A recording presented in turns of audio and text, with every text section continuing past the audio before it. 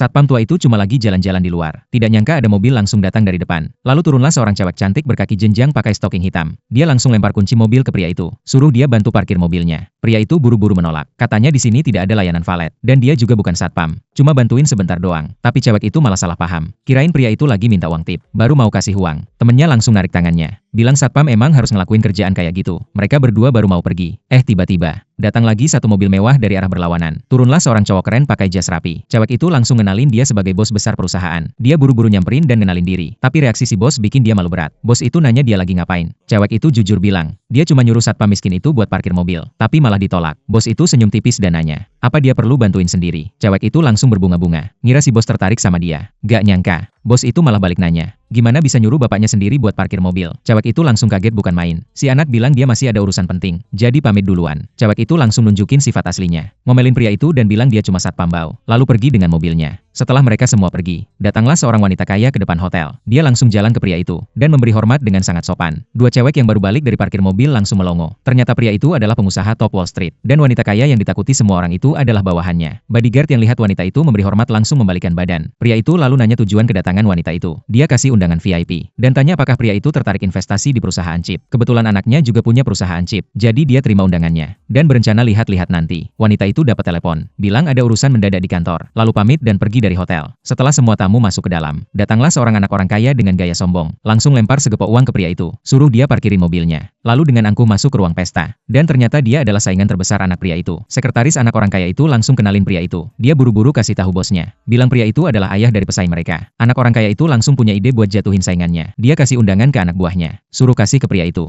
Anak buahnya pura-pura bilang anaknya lagi ada masalah di pesta. Dan butuh dia segera datang. Pria itu percaya dan masuk ke dalam tanpa curiga. Di dalam ruang pesta, anak orang kaya itu langsung nyamperin bos perusahaan. Ngomong pakai nada sindiran. Bos itu langsung nanya dia maksudnya apa. Anak orang kaya itu jawab, dia cuma mau ngingetin buat jaga baik-baik bapaknya. Bos itu langsung sadar ada yang gak beres. Dan benar saja. Pria itu muncul sambil pegang undangan. Anak orang kaya itu langsung nuduh. Katanya dia lihat pria itu ngaku sebagai ayah si bos di depan pintu. Dan bilang mana mungkin bos perusahaan punya ayah seorang satpam. Dia langsung mau pukul pria itu. Beberapa orang lain juga ikut ngejek dan dukung dia. Melihat ayahnya mau dikeluarin dari pesta. Bos itu buru-buru maju dan lindungi pria itu. Tapi anak orang kaya itu gak berhenti. Semua orang mulai ngumpul dan ikut ribut. Pas suasana makin kacau. Tiba-tiba panitia pesta muncul. Melihat kekacauan itu, dia langsung marahin pria itu. Katanya sebagai satpam malah gak bisa atur situasi. Anak orang kaya itu langsung bilang, pria itu adalah ayah dari si bos. Panitia pesta langsung berubah muka. Lalu nyalahin si bos. Bilang dia gak tahu tempat. Bawa orang sembarangan ke pesta. Bos itu cuma bisa minta maaf terus. Pria itu bilang dia diundang secara resmi. Tapi anaknya kira undangan itu palsu dari anak orang kaya. Jadi buru-buru suruh dia diam. Panitia juga kelihatan jijik. Bahkan ngasih tahu secara halus. Kalau anak orang kaya itu punya koneksi kuat. Jangan cari masalah.